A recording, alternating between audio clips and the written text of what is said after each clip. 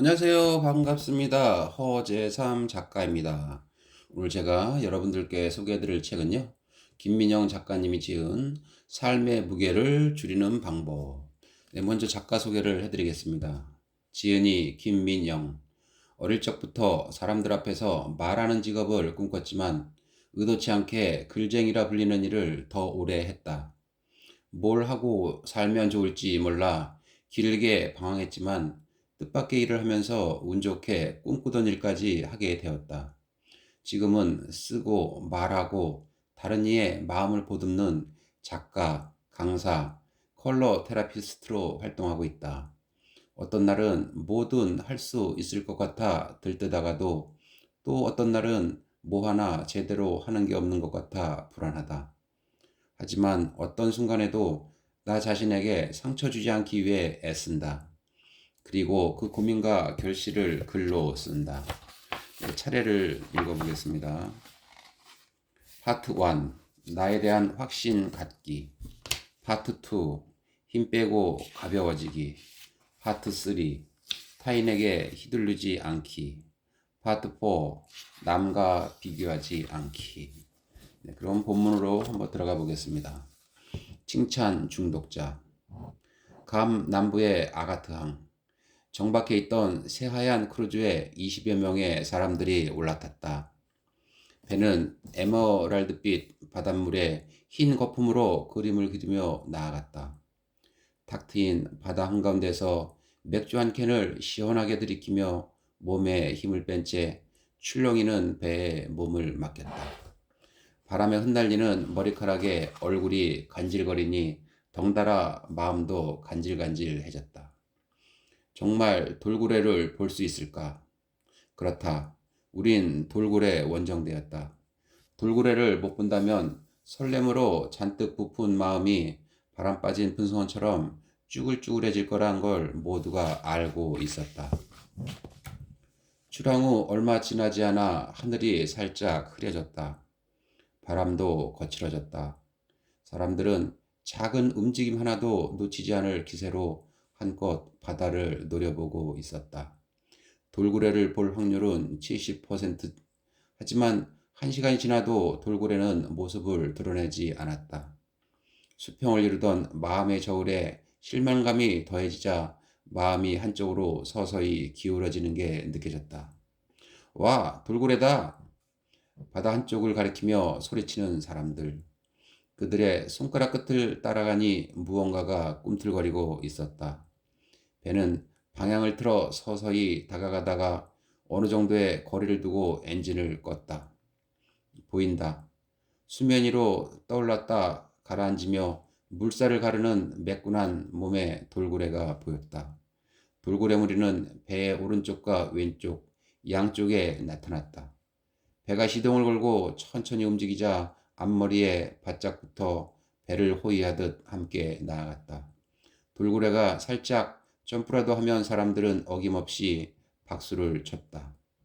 다행히 운이 좋았다. 기대했던 배 높이를 뛰어넘을 만큼 점프와 현란한 공중회전을 보지는 못했지만 어쩌겠는가. 모든 일이 돌고래의 마음에 달린 것을. 돌고래의 환심 좀 사보려고 다들 손바닥이 얼얼하게 박수를 쳤는데도 돌고래는 아랑곳하지 않고 유유히 바다를 즐기다 우리 곁을 떠났다. 우리가 할 수 있는 거라곤 그저 기다리는 것뿐이었다. 돌고래가 나타나 주길 기다리고 돌고래의 기분이 좋아지길 기다리고 돌고래가 좀 더 현란한 몸놀림을 보여주길 기다리고 사실 답답한 일이었다. 칭찬으로 돌고래를 훈련시킨 덕에 입을 벌리고 화려한 쇼를 관람한 기억을 가진 어른들이 그저 두 손 놓고 돌고래를 기다려야만 하는 것. 셀카와 자화상. 친구들과 SNS에서 유명하다는 한 카페에 갔다. 흰색과 분홍색의 깔끔한 색감으로 이루어진 테이블과 벽, 천장을 장식한 형형색색의 꽃들과 화려한 조명이 사람들의 셀카 본능을 자극하고 있었다. 친구들과 이야기를 나누며 중간중간 자기 모습을 찍는 여자, 스스로에게 잔뜩 도취된 표정으로 셀카를 찍는 남자, 카페에 들어오자마자 일행들과 단체 사진을 찍고서 곧이어 각자 자신의 모습을 담기에 바쁜 사람들. 다들 커피는 안중에도 없다. 커피가 목적이 아니라 사진을 찍으려고 온 사람들처럼. 우리라고 달랐을까? 메뉴를 고르기도 전에 각자 핸드폰을 꺼내 들고 사진이 예쁘게 나올 만한 배경을 빠르게 물색해서 찰칵찰칵 수십 장의 사진을 찍어댔다. 재빠른 친구 하나는 그 짧은 시간에 SNS에 게시물을 올리는 것까지 성공. 빨리 좋아요를 누르라는 친구의 성화에 SNS에 접속했다. 아니 이게 누구? 화면 속에는 내가 아는 친구보다 눈이 2배는 크고 얼굴에는 잡티 하나 없고 평소 콤플렉스인 도드라진 광대뼈마저 실종된 사람이 새침한 표정을 짓고 있는 건 아닌가. 좋아요를 누르고 나니 그새 다른 이의 댓글이 달려 있었다. 너무 예쁘다. 이 카페 어디? 그걸 보는 친구의 표정이 매우 흐뭇하다. 혼자라서 외로운가요? 연애를 주제로 한 이야기는 언제나 흥미롭다. 연애 상대를 고를 때 절대 포기하지 못하는 단 한 가지. 연애에 종지부를 찍게 만든 과거 연인의 찌질한 말이나 행동, 이제 막 사랑을 시작한 연인들의 소소한 고민. 결혼을 결심하게 되는 순간 이런 것들에 대한 이야기를 나누다 보면 흥미진진한 연애 소설이 눈앞에서 펼쳐지는 것 같다.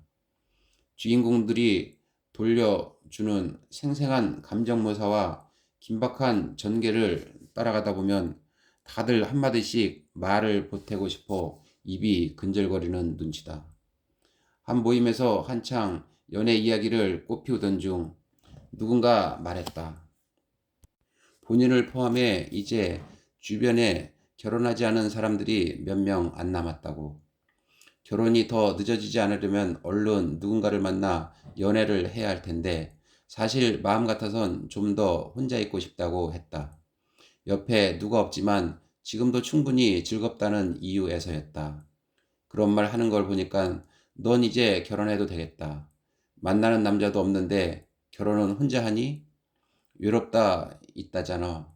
외로워야 남자를 만날 텐데 큰일이다. 난데없이 설전이 벌어진 가운데 한마디가 날아와 귀에 꽂혔다. 결혼은 외로워서 하는 게 아니라 혼자서도 잘 놀 수 있을 때 해야 하는 거야. 누군가가 외로움을 채워주길 기대하는 마음으로 결혼한 사람들은 대부분 결혼 생활이 행복해 보이지 않더라는 거다. 재미있는 말이다. 나 요즘 너무 외로워 하며 소개해줄 사람 없냐고 조르는 사람을 봤어도 혼자 보내는 시간이 충분히 즐거워. 그런데 소개팅 좀 시켜줄래? 라고 묻는 사람은 여태껏 본 적이 없다. 많은 사람이 연애 혹은 결혼을 하고 억울하다는 듯 내뱉는 말 중 하나가 혼자일 때보다 더 외롭다는 말이다. 그러면서 원인이 당연히 상대에게 있다고 떠넘긴다. 상대가 외로움을 채워주지 못했기 때문이라고.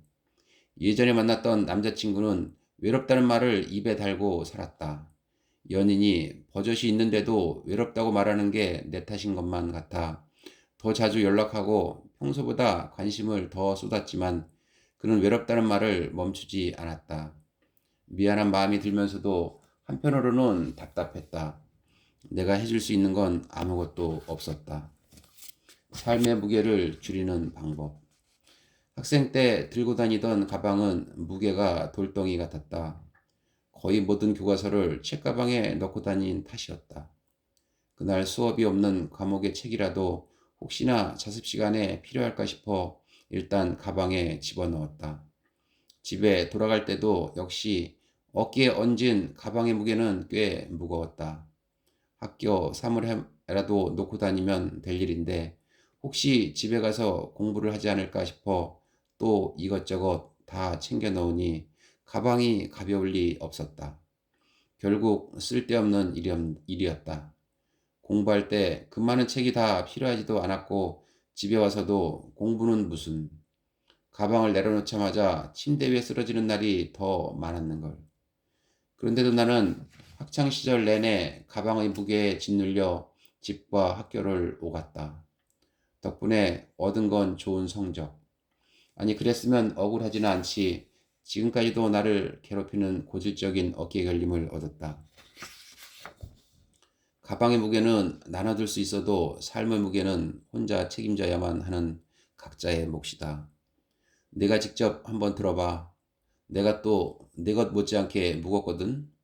하고 각자의 짐을 바꿔든다고 해서 무게를 절대적으로 평가할 수 있을까? 어차피 어떤 누구의 짐을 들어봐도 자기 짐이 가장 무겁다고 느낄 텐데, 그럼에도 사람들은 상대가 감당해야 하는 무게를 자기 기준에서 너무 쉽게 판단한다. 그래서일까? 언제부턴가 나는 어깨가 무겁다는 말을 사람들 앞에서 잘 꺼내지 않게 됐다. 말해봤자 누군가는 자신의 무게와 비교할 게 뻔하고 다른 누군가는 짐을 덜어줄 수 없어 불편한 마음을 갖게 될지 모르니까. 고래는 물고기처럼 생겼지만 어류가 아닌 포유류다. 해양 포유류 중 하나인 고래는 육지로 나와서는 살 수가 없다. 숨을 쉬지 못해서? 아니, 고래는 우리와 마찬가지로 폐로 호흡하기 때문에 물 밖에서도 충분히 숨은 쉴 수 있다. 고래가 물 밖에서 살 수 없는 건 엄청난 무게 때문이다. 지구상에서 가장 거대한 생명체로 손꼽히는 대왕고래는 평균 길이가 25m, 평균 무게는 120톤가량이라고 하는데 심장이 작은 자동차 한 대 크기다. 더 놀라운 건 어마어마한 무게에도 불구하고 바닷속에서 헤엄치는 속도는 굉장히 빠르다는 것. 물체가 물이나 공기 중에 뜰 수 있게 해주는 부력 덕분에 바닷속에선 고래의 거대한 무게가 문제되지 않는다. 하지만 바다 밖으로 나오면 부력은 사라지고 중력을 받은 고래의 몸무게는 내장을 짓누른다. 육지로 올라온 고래는 자기 무게를 감당하지 못해 압사당하고 마는 것이다. 거대한 무게에도 불구하고 자유롭고 가뿐하게 바다를 누비는 고래처럼 우리 삶에도 부력이 필요하지 않을까. 우리에게도 각자가 짊어진 삶의 무게를 잊고 가벼워질 순간이 있어야 한다. 가끔 그렇게 삶에 짓눌린 나를 떠받쳐줄 무언가에 기대야 한다. 다행히 우리는 고래가 아니라서 물 밖에서도 부력을 받을 수 있다. 삶의 무게가 아무리 무거워도 견딜 수 있는 힘은 소중한 것들에서 나온다. 소중한 사람, 소중한 시간, 소중한 물건, 소중한 가치 등이 부력이 되어 어깨를 짓누르는 무게로부터 가벼워지는 순간을 만들어준다. 적당히 비굴하지 않게 나를 지키며 살고 싶다. 불쾌한 감정은 제때 표출해야 한다. 그러지 않으면 필요 이상의 감정 낭비로 하루를 꽉 채우게 된다. 특히 나같이 앞에선 으르렁대지 못하고 뒤에서만 구시렁거리는 사람은 그 정도가 더 심하다.